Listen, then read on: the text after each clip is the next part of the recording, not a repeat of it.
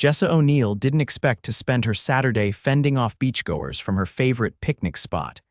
But here she was, barefoot in the warm sand, arms crossed, glaring at a couple arguing loudly over who got to sit on the shaded side of the boulder. She sighed and turned toward the quieter end of the beach, where the tide kissed the shore in gentle waves and the sun filtered through the branches of a lone tree that spread like an umbrella. Her spot. Except today, someone was already there sitting alone. Broad-shouldered, back turned to her, wearing a plain t-shirt and jeans like he didn't care about the heat or the sand or anything at all, Jessa hesitated, clutching her tote bag and homemade sandwiches. The man looked lost, not in a literal way. Emotionally. His posture was tight, like something was weighing on him. She didn't know why she felt it, but she did. She stepped toward him, clearing her throat softly. "Hey, sorry to bug you, but this is kind of my spot." He turned slowly, and wow. His eyes were a stormy gray, sharp and observant, his jaw tight like he hadn't smiled in days. He looked like someone who belonged in a tailored suit, not sitting barefoot on a beach like a drifter. "Oh," he said, voice low. "Didn't see a sign." Jessa laughed awkwardly. "There isn't one. I just come here a lot, but you're already here, so we can share." His brows lifted slightly, surprised. "You sure? It's a big rock. I'll even feed you in exchange for space." That got a ghost of a smile out of him. "You're bribing me with food." "I'm bribing you with the best grilled cheese you'll ever eat," she said, plopping down beside him and pulling out her small cooler. He watched her for a moment, then nodded.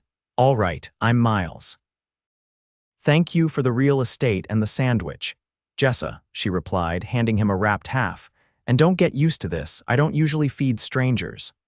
"I don't usually crash people's picnic spots," he said, biting into the sandwich. His eyes widened. "Okay, you weren't kidding." "Told you," she said, grinning.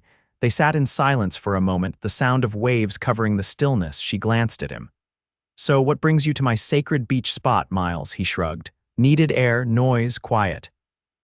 "Something else." "That's a lot of things." He gave a small nod, eyes on the ocean. "It's been that kind of month." Jessa didn't push. Something about him felt heavy, like he was carrying more than he was letting on, but he didn't radiate danger, just sadness. And a quiet calm she didn't expect from a man who looked like he belonged on magazine covers. She pulled out 2 bottles of lemonade. "You want one?" He accepted it with a small thanks. They stayed there for hours, talking about everything and nothing. Jessa told him about the bakery she worked at, how she wanted to open her own place one day. He told her he used to live in the city but needed a break. No details, no last names, no questions that dug too deep, and for some reason that was enough. When the sky turned pink and the air cooled, Jessa stood, brushing sand from her legs. "I should go before the sun sets completely." Miles stood too. "Thanks for sharing," she smiled. "Thanks for not being weird," he chuckled, and the sound made her chest tighten unexpectedly. "Maybe I'll see you around." "Maybe," she said, pretending not to notice she hoped he would. She turned to go but stopped when he called her name. "Jessa," she turned. "I'm glad you came over," she smiled. "Me too." She walked away, heart lighter than it had felt in months. Miles watched her go, hands in his pockets, eyes lingering on the way she moved, confident, barefoot, free. She didn't know who he was. And somehow that made him feel more like himself than he had in years. 2 days later, Jessa spotted him again, same spot, same posture. Only this time he brought coffee. "You stalkin' my picnic rock now," she teased, dropping her tote beside him. He handed her a coffee cup. "I brought a peace offering." She took it, surprised. "You remembered how I take it. Vanilla, 1 sugar, I have an excellent memory." She sipped. "Okay, you can stay." They settled into a routine every few days. They'd both coincidentally show up at the beach. Sometimes they brought food, sometimes they just sat. And sometimes they talked so long the stars came out before they realized it. He never told her more about himself, and she didn't ask. She didn't need to know where he lived or what he did. She liked the version of him that existed on that beach. The version that listened to her ramble about cookie recipes, who made her laugh with dry one-liners, who watched the waves like they held answers. But 3 weeks in, when she showed up with a lemon tart she'd baked just for him, he looked off.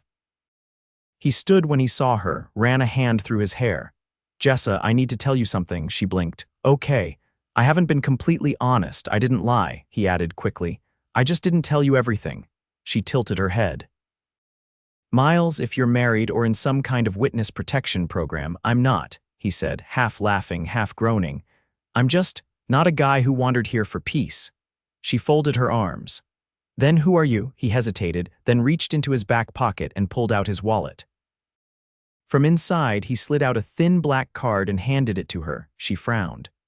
What is this? Her voice cut off as she saw the name, Miles Prescott, as in Prescott Holdings.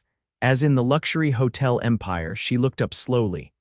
You're that Miles Prescott, he nodded, jaw tight. Didn't plan on telling you, but I couldn't keep showing up here and pretending I'm someone I'm not.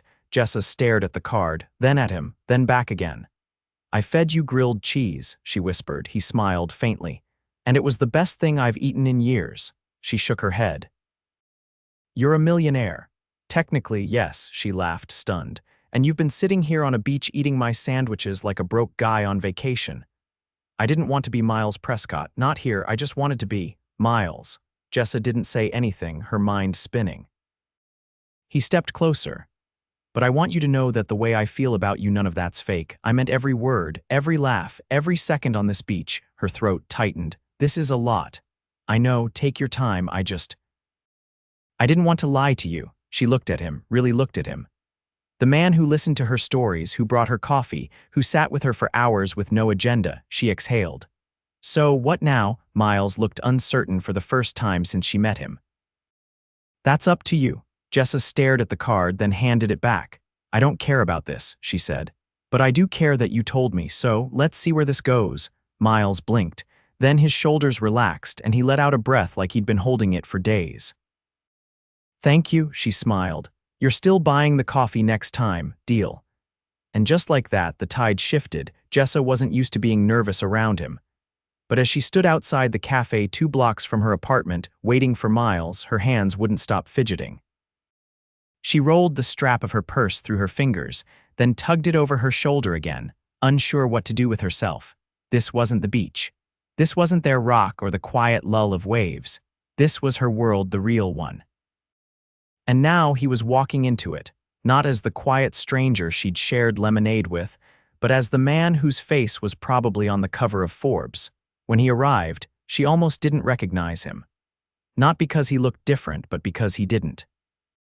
No bodyguard, no expensive car parked at the curb, no designer sunglasses or perfectly tailored suit, just Miles in a navy pullover and dark jeans, hands in his pockets. Eyes locked on hers like she was the only thing that grounded him. I was worried you wouldn't come, he said. I thought about not, she replied honestly. But then I remembered you still owe me a coffee. He smiled quietly, not the practiced kind she imagined he probably wore at board meetings, and opened the door for her.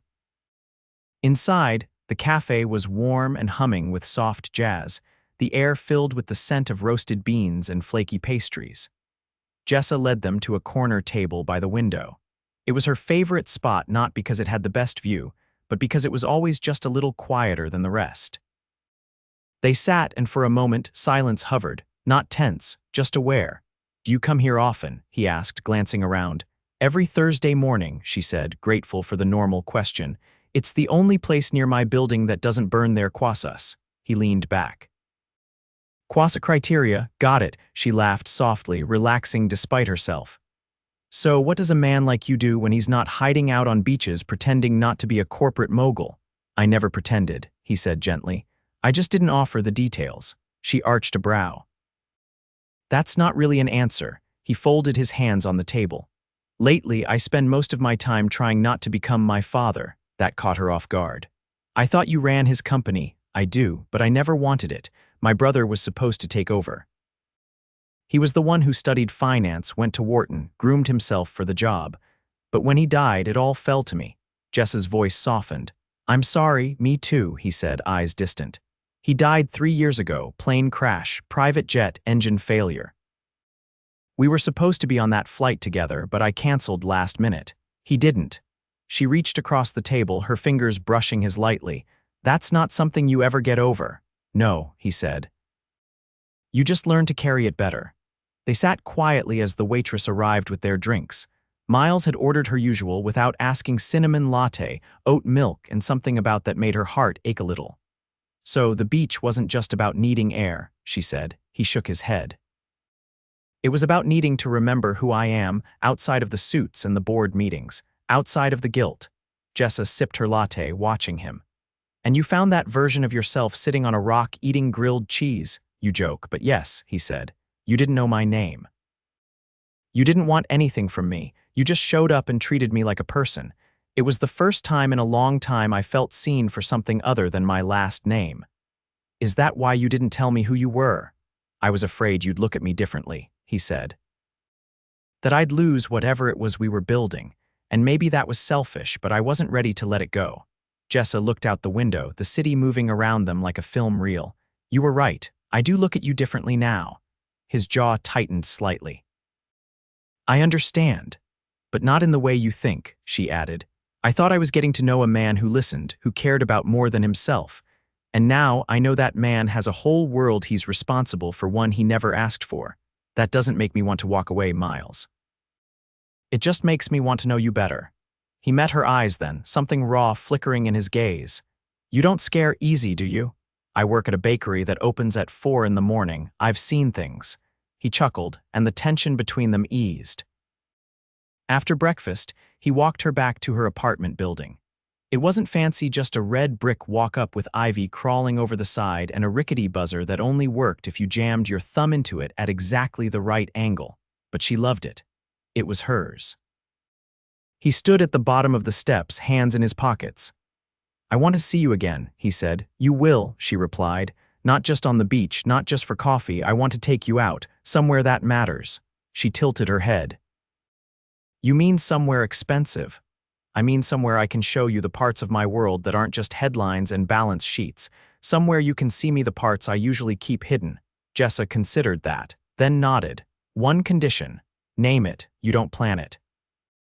I do, his eyebrows lifted. That's a twist. You've probably spent your life being catered to, she said. Let someone else take the reins for once. All right, he agreed. I'm all yours, she smiled. Good, I'll text you the details. As she turned to go, he caught her wrist gently. Jessa? Yeah, thank you. For what? For not walking away. She didn't answer. She just leaned up and kissed his cheek, then disappeared through the front door, leaving him standing on the sidewalk with his hand pressed to where her lips had touched. That Friday, he arrived at the address she sent wearing jeans and a button-down, unsure what to expect. The building looked like an old art gallery, tucked between a florist and a used bookstore. Inside, soft lighting illuminated a small room filled with pottery, hand-painted mugs, and canvases propped against the wall. Jessa stood at the front, apron tied around her waist, hair pulled up in a messy twist. She was barefoot. We're painting mugs, she said, holding out a brush. Mugs, he repeated, eyeing the long table covered in ceramic blanks. You said you wanted to show me your world. I figured I'd show you mine first. You paint. I teach a class here twice a month. It's a hobby. Also, my therapy. He followed her to the table and sat.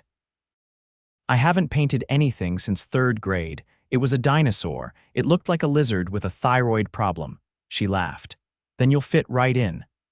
They spent the next hour elbow deep in acrylics, teasing each other over brush strokes and color choices. Miles painted a crooked skyline on his mug. Jessa did a lemon tree with little gold flecks. This was a good idea, he said, washing his hands at the sink. I know, she replied. He dried his hands and turned to her. You're not like anyone I've met. That's because you've been looking in the wrong places. He stepped closer, eyes searching hers. I don't want to pretend anymore. Then don't. He leaned in, and this time when he kissed her, it wasn't a question. It was electricity and certainty, and the kind of hunger that came from weeks of restraint. She kissed him back, anchoring her hands in the front of his shirt, and for a moment, the paint-scented studio and the noise of the city all disappeared. When he pulled back, breathless, he rested his forehead against hers. I have a feeling you're going to ruin me in the best way. You say that like it's a bad thing. It's the best thing, he whispered, and just like that, the walls between them cracked open a little wider. Jessa adjusted the strap of her apron and glanced out the bakery window for what had to be the 10th time in 5 minutes. The street beyond was still empty. save for a few early commuters and someone walking a floppy-eared golden retriever. She wasn't expecting him today, they hadn't made plans, but ever since that kiss in the studio, Miles had found a way to show up without warning, always looking like he belonged in a different world, but somehow fitting perfectly into hers. The bell above the door jingled, and she instinctively looked up, heart skipping. "Got your hopes up, didn't you?" Marable teased, elbow deep in powdered sugar at the prep counter. Jessa rolled her eyes, sliding the tray of warm cherry scones onto the display shelf. "I was checking to see if the delivery guy showed up with the organic butter." Marable grinned. "Sure you were." Outside, the sky had turned a soft gray, clouds rolling in with that heavy hush that always came before a downpour. Jessa liked the rain. It made the city feel quieter, like everyone was holding their breath. She turned back to the register, brushing flour off her wrists when her phone buzzed on the counter. No message, just a name lighting up the screen, Miles. Before she could answer, the bell over the door rang again, and this time it was him. He was soaked, not just damp-drenched. His jacket was plastered to his shoulders, his hair darkened by the rain. But he was holding something wrapped in a linen napkin, carefully pressed between his hands like it was fragile. "You walked here?" she asked, wide-eyed. "I didn't mean to," he said, stepping further inside as water dripped from his sleeves. "I was out. It started pouring. I figured I'd make the detour worth it." He held out the napkin. Inside was a single pastry, slightly lopsided, clearly homemade. "It's lemon," he said. "I tried to replicate that tart you made. I spent 2 hours zesting and swearing." Jessa stared at it, then at him. "You baked." "I attempted to bake," he corrected. "It's possible it tastes like regret." She took the pastry delicately and bit in. It was too tart and slightly underdone. She looked up. "It's awful," he laughed, shaking his head. "I knew it. But it's thoughtful," she added, holding his gaze. "And that counts for something." Marable cleared her throat loudly. "I'm just going to take this tray to the back and pretend I didn't see you two making heart eyes at each other." After she disappeared, Jessa pulled Miles by the wrist toward the kitchen. "You're dripping all over my tile," she said, grabbing a clean towel from the rack and tossing it to him. He ran it through his hair, then glanced around. "So this is where the magic happens." "Don't mock the magic. It takes a lot of trial and error to make a kvass that doesn't collapse in on itself." He walked around slowly, taking in the worn countertops, the labeled spice rack, the wall of cooling trays. "You like it here," he said. "I love it here," she corrected, opening the oven to check on a batch of spicy chocolate muffins. "It's mine, even if I don't own it yet. Every early morning, every burned scar, every failed batch, it all feels earned." He leaned against the counter, watching her. "I can see that.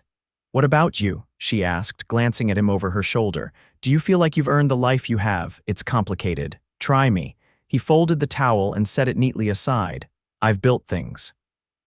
Negotiated deals, expanded the company's reach, acquired properties in 5 different countries. But none of it feels like it's mine. It's like I inherited a machine already running and I'm just keeping it from falling apart." "Then maybe it's time you build something for yourself." He gave a short laugh.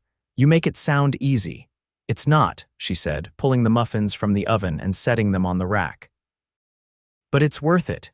He stepped closer, the warmth of him brushing against her shoulder.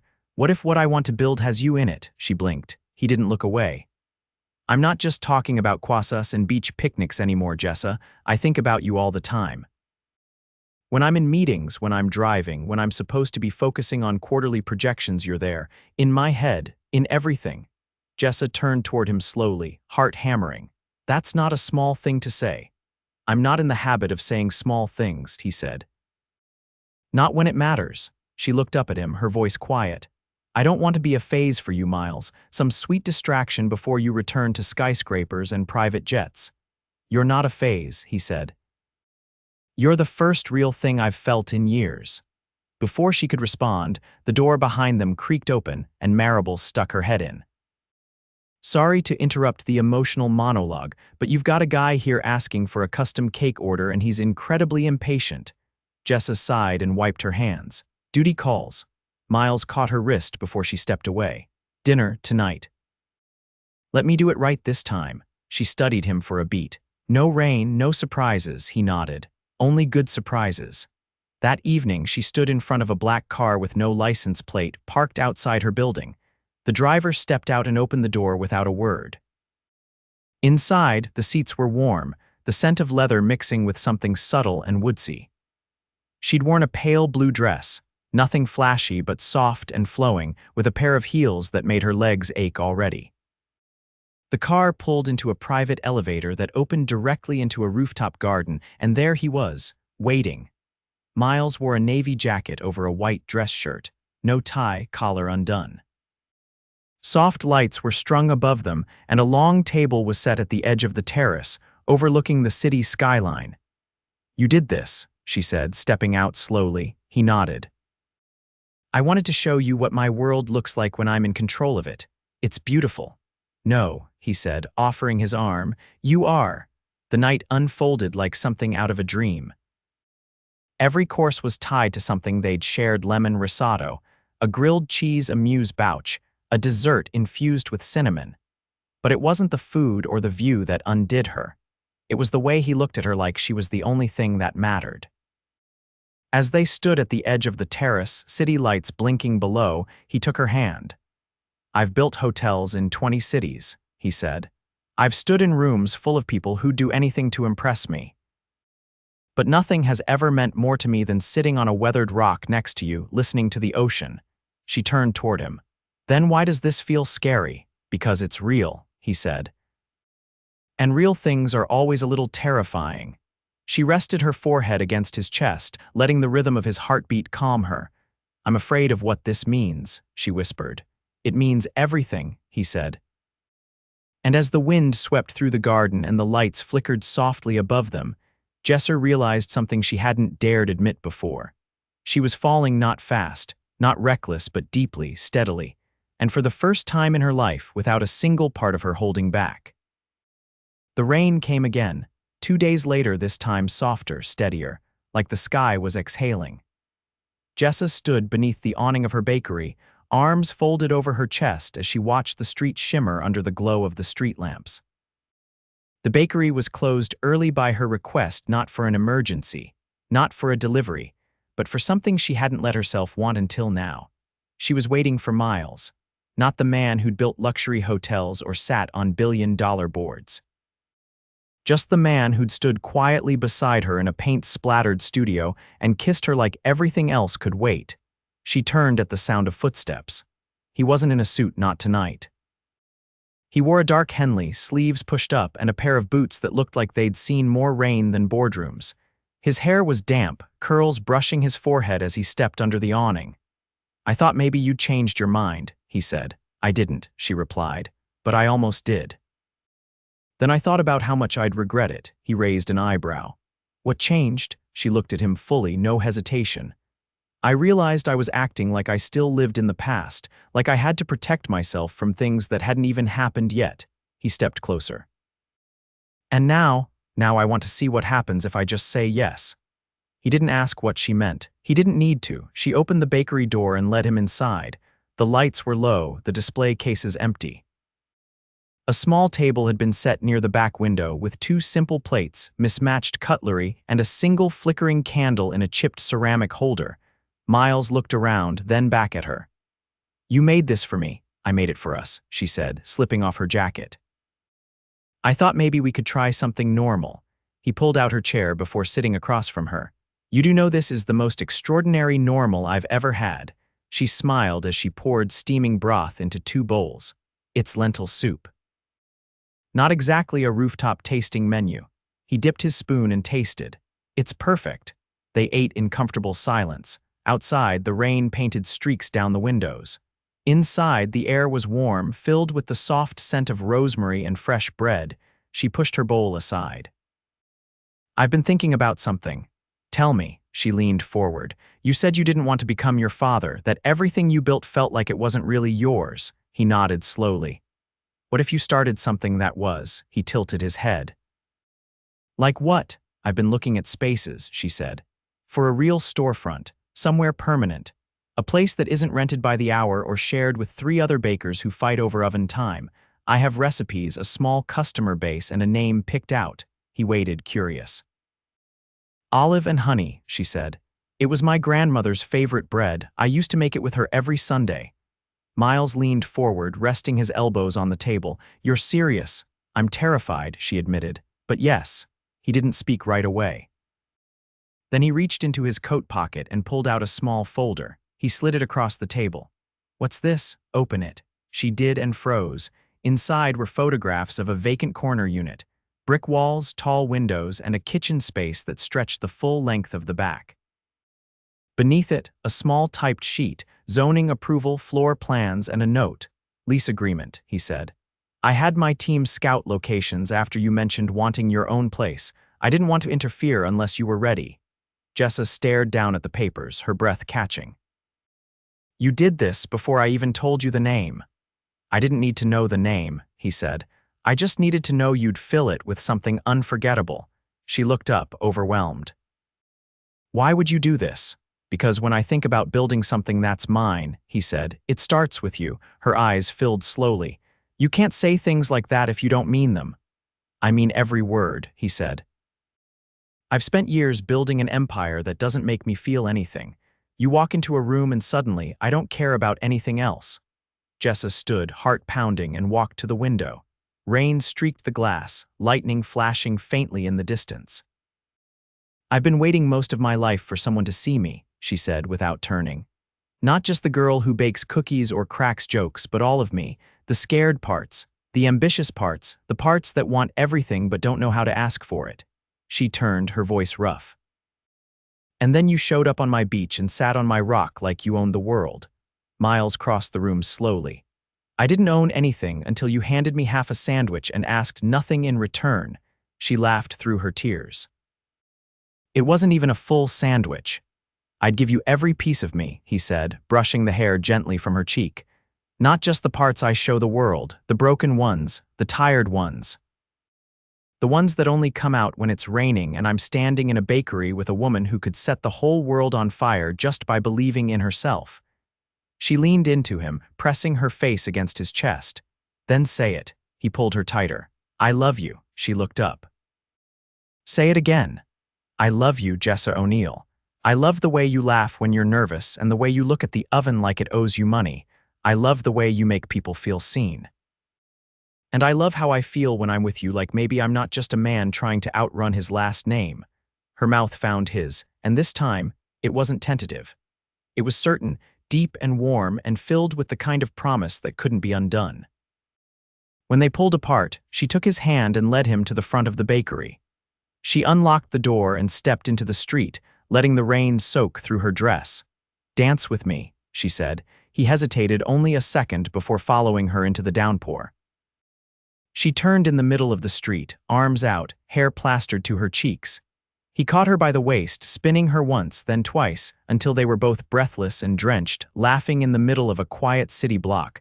Cars passed slowly. Lights blinked in distant windows. But for a moment, nothing else existed, just them. When they finally stopped, he cupped her face, raindrops sliding down his jaw. Marry me, her breath caught. What? I know it's fast. I know we haven't done things the way people expect, but none of that matters. I want to build everything with you. A bakery, a life, a future that doesn't have a blueprint. She blinked up at him. You don't even have a ring. His eyes lit with something fierce and certain. Give me 1 hour, she laughed, stunned. You're serious? He kissed her again, slow and reverent. Dead serious. He disappeared into the night, leaving her standing on the sidewalk in a puddle of dreams and disbelief. Exactly 65 minutes later, he returned. This time in a black suit, his hair slicked back, holding a velvet box. Behind him, a sleek black Rolls-Royce idled at the curb. I had to go to my penthouse to get it, he said. It belonged to my mother. She used to say it should go to the woman who makes the whole world feel like home. He opened the box. Inside was a vintage gold ring, delicate and timeless, with a single diamond cradled in a band that shimmered faintly. Jessa stared at it, heart thudding. I don't need a ceremony tomorrow, he said, or next week, but I need you to know that I'm not walking away from this. Ever? She stepped forward, barefoot and soaked, and took the ring from the box. Then she slid it onto her finger herself. Okay, she whispered. Yes. He pulled her into his arms, lifting her slightly off the ground as the rain poured harder, washing away everything they'd been before. Later, they sat inside the bakery again, wrapped in a dry blanket, legs tangled beneath the display case. He held her hand, thumb brushing the ring. "What happens now?" she asked. "We build something," he said. "That's ours." And as thunder rolled in the distance and morning slowly crept into the sky, Jessa rested her head on his shoulder, knowing with absolute certainty that this life, this love, this man was everything she hadn't even known she needed. She had offered to share her picnic spot. And he had given her the whole world in return.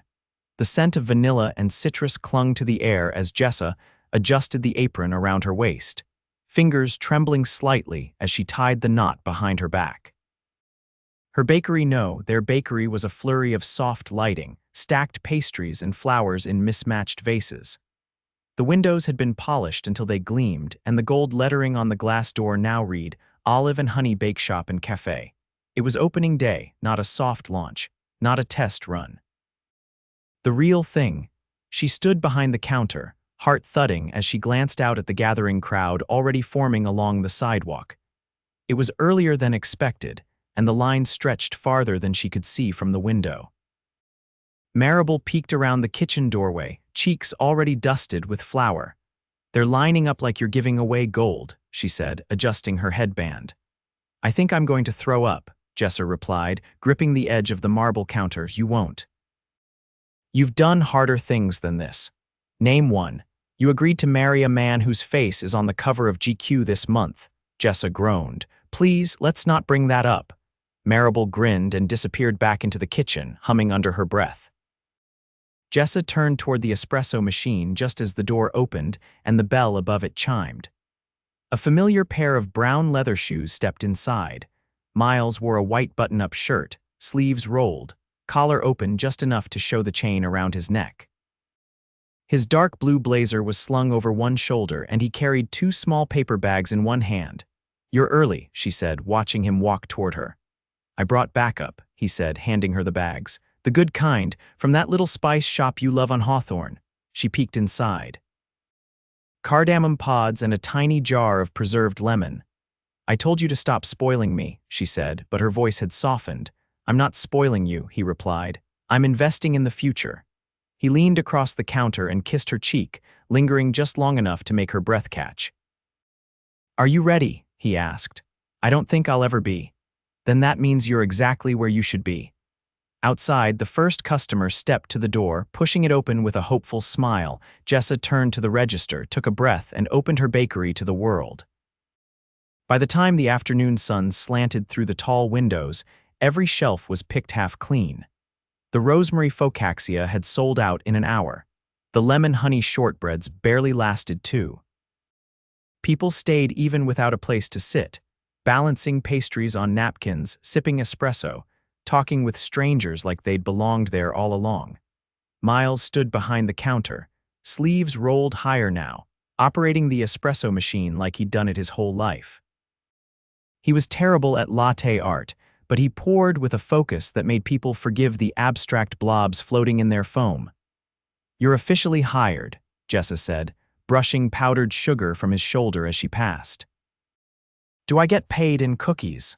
Minimum wage and unlimited leftovers," he grinned. "Sold." Later, after the last customer left and the closed sign was flipped, they sat on the floor behind the front counter with their backs against the wall, 2 mugs of lukewarm tea between them and matching exhaustion in their bones. "I forgot how hard standing on your feet all day is," Miles said, stretching his legs out with a groan. "You spend most of your day sitting in boardrooms, Prescott," she teased, nudging his knee with hers. "This is real work." He looked around the space slowly. "This place feels like home." "It is." He turned toward her. "You know, there's something I haven't told you yet. If it's that you accidentally used salt instead of sugar in the cinnamon scones, I already know," he laughed, then sobered slightly. "I've been pulling back from Prescott Holdings," she blinked. "What do you mean?" "I've stepped down from daily operations. I've been grooming a replacement, someone I trust. I'm still chairman, but I'm no longer the man who checks stock reports before breakfast." Her brows lifted. "You're handing over your empire. I'm choosing a life, she stared at him. Me, you, this, all of it, Miles, that's monumental. I've spent years proving myself in a world that only cared about bottom lines. But none of that ever gave me what you gave me in a single afternoon on the beach. Her throat tightened. You really mean it. He leaned forward and kissed her, soft and slow. I mean every second of this life we're building. Weeks passed. The bakery thrived, and Jessa found herself waking each morning with a sense of purpose she'd never known before. Miles stayed by her side, sometimes in an apron, sometimes in a suit, but always there. One afternoon, they stood in the back courtyard, a small walled garden behind the bakery that had been overgrown when they first signed the lease. Now, string lights hung overhead, and herbs grew in neat rows along the raised beds. The air smelled of basil and fresh soil. Jessa wiped her hands on her jeans. What do you think about hosting a dinner here? Just a few close friends, family, something simple. As long as you let me do the grilling, you burn toast. I'm a fast learner, he said, wrapping an arm around her waist. The days turned into months in a rhythm that felt like music, unpredictable, imperfect, but beautiful. One morning, Jessa walked into the bakery to find Miles already inside. He stood in the center of the space, holding a small envelope. What's that? She asked. He handed it to her without a word. She opened it slowly, eyes scanning the embossed lettering, a deed, the building, her name. She looked up, stunned. You bought it. I transferred the ownership, he said. You own it now, fully. Jessa's voice was barely a whisper. Why? Because you made this place magic. Because you deserve to know that no one can take it from you. Tears filled her eyes. Miles, he stepped forward, took her face in his hands. I want you to feel rooted. I want you to build without fear. I want you to dream without limits. She kissed him fiercely, hands fisting in the front of his shirt. They married in the garden behind the bakery under a canopy of twinkling lights. There was no press, no extravagance. Just their closest friends, the scent of lemon blossoms, and vows spoken without microphones. Jessa wore a simple ivory dress, her hair down in soft waves. Miles stood across from her in an open-collared shirt and a quiet awe in his eyes. I walked into your life thinking I needed to escape mine, he said. But you didn't just give me a way out, you gave me a reason to stay. When it was her turn, she took his hands. You sat on my rock like you belonged there, and now I know you did. You belong with me. They danced under the stars with bare feet and full hearts. Years later, the bakery had grown into something more. A second location opened in another part of the city. Jessa taught baking classes to local kids on weekends. Miles started a foundation for young entrepreneurs, investing in small businesses with stories like hers. They still returned to the beach sometimes, to the rock where it all began. They'd sit and eat grilled cheese sandwiches from the bakery kitchen, watching the tide roll in. One afternoon, as the sun dipped below the horizon and the sky turned orange and gold, Miles pulled a folded napkin from his pocket. Inside was a tiny drawing of a building labeled Olive and Honey Beachfront. Jessa looked at it, then at him. You're serious. I bought the lot down the road, he said. If you're ready, we can build something here where it all started, she laughed, heart full. Only if we keep the rock out front, he kissed her temple. Deal? And as the waves whispered their quiet lullaby and the wind danced through her hair, Jessa leaned into him, completely, utterly home. They had built an empire, but more importantly, they had built a life together. Forever.